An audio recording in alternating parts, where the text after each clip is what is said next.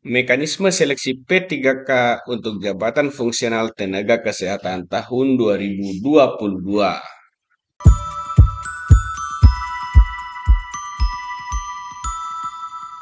Assalamualaikum warahmatullahi wabarakatuh. Apa kabar Sobat Gurupedia? Hari ini Gurupedia akan menyajikan mekanisme seleksi P3K untuk jabatan fungsional tenaga kesehatan atau Nakes tahun 2022. Namun, sebelum Gurupedia sajikan, jangan lupa subscribe channel Gurupedia dan nyalakan loncengnya. Kabar gembira untuk para nakes atau tenaga kesehatan di Indonesia, karena pada tahun ini pemerintah secara resmi akan melakukan pengadaan P3K untuk tenaga kesehatan. Hal ini berdasarkan keputusan Menpan RB nomor 968 tahun 2022 tentang mekanisme seleksi pegawai pemerintah dengan perjanjian kerja untuk jabatan fungsional tenaga kesehatan tahun anggaran 2022. Apa sajakah kebijakan itu? Yang pertama adalah tentang kebijakan seleksi P3K Nakes. Masih sama berdasarkan Kepmenpan RB nomor 968 tahun 2022 yang meliputi adalah pelamar atau peserta calon seleksi P3K. Pelamar atau seleksi calon P3K untuk nakes terdiri dari tenaga honorer K2 yang terdaftar dalam pangkalan data BKN. Jadi buat sobat tenaga kesehatan, sobat medis yang terdaftar dalam BKN sebagai ex tenaga honorer K2, maka memiliki kesempatan untuk menjadi pelamar atau peserta seleksi P3K tahun 2022. Untuk peserta kedua adalah tenaga kesehatan non-ASN yang terdaftar dalam Sistem Informasi Sumber Daya Manusia Kesehatan atau SIS-DMK Kementerian Kesehatan. Jadi untuk tenaga medis yang sudah terdaftar dalam SIS-DMK Tenaga Kesehatan, maka tahun ini memiliki peluang yang cukup besar untuk menjadi P3K khususnya di tenaga kesehatan. Tentunya ada beberapa syarat. Syarat yang paling utama adalah pelamar harus memiliki masa kerja. Masa kerja yang dimaksud adalah masa kerja bagi jabatan yang mensyaratkan STR dan bagi jabatan yang tidak mensyaratkan STR. Untuk masa kerja bagi jabatan yang mensyaratkan STR adalah terampil pertama minimal 2 tahun masa kerja. Sedangkan untuk muda dan madya itu 3 tahun untuk muda dan madya 5 tahun. Berikutnya adalah bagi jabatan yang tidak mensyaratkan STR.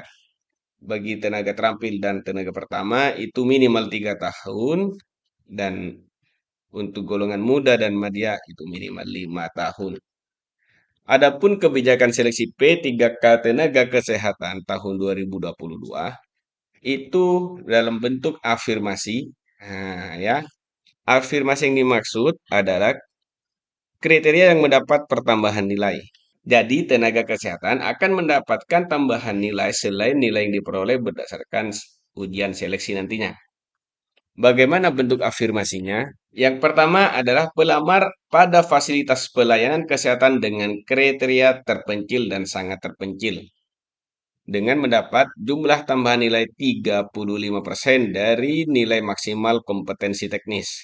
Jadi bagi peserta seleksi P3K tenaga kesehatan akan mendapatkan tambahan nilai sebanyak 35% dari nilai maksimal tenaga teknis. Hal ini dikhususkan bagi pelamar yang pelayanan kesehatan dengan kriteria terpencil dan sangat terpencil.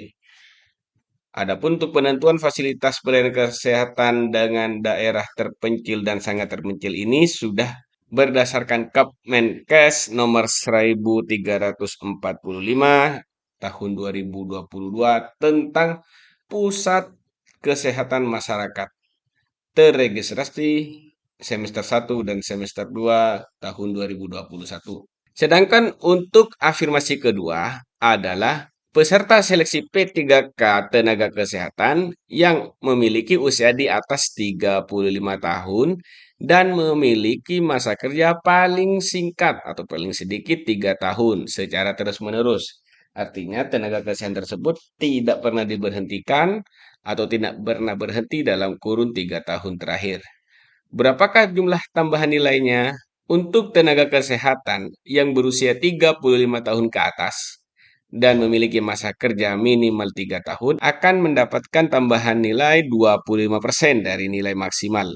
Ketiga, penyandang disabilitas akan mendapatkan tambahan nilai 10% dari nilai maksimal kompetensi teknis. Perlu diketahui bahwa penyandang disabilitas ini akan melalui verifikasi yang akan dilakukan oleh panitia seleksi instansi dengan metode verifikasi video. Jadi bagi penyandang disabilitas ada kemungkinan untuk menjadi tenaga ASN bahkan mendapatkan jumlah tambahan nilai sebesar 10% dari nilai maksimal. Tentunya dengan catatan harus diverifikasi oleh panitia instansi dengan metode verifikasi video ya. Keempat, pelamar di fasilitas kesehatan tempat bekerja saat ini sebagai non-ASN dan mendapat nilai 15% dari nilai maksimal kompetensi teknis. Jadi bagi tenaga kesehatan yang terdaftar dalam SIS DMK Kementerian Kesehatan dan berstatus aktif, serta berkesesuaian antara jabatan yang dilamar dengan jabatan yang terdaftar dalam database, akan mendapatkan 15%. Jadi walaupun usianya masih muda tapi sudah masuk di SIS DMK, maka akan mendapatkan bantuan 15%. Dan yang terakhir adalah pelamar sedang atau telah melakukan pengabdian penugasan dari Kemenkes. Jadi bagi sobat tenaga kesehatan yang sedang melakukan pengabdian, maka akan mendapatkan bantuan 5%. Adapun pengabdian yang dimaksud adalah penugasan khusus di DTPK atau Pansus DTPK. Kedua, sebagai PTT atau pegawai tidak tetap pemerintah pusat. Ketiga, Nusantara Sehat Individu atau NSI. 4. Nusantara Sehat Berbasis Tim atau NST.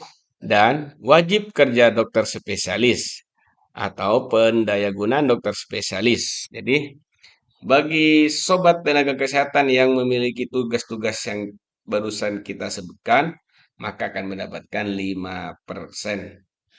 Baik, Sobat Gurupedia, sudah jelas ya kira-kira bentuk afirmasi atau bantuan nilai pemerintah kepada seleksi P3K Tenaga Kesehatan tahun ini. Baik, itu saja seleksi kebijakan P3K Kesehatan termasuk bentuk afirmasinya yang bisa Gurupedia sajikan.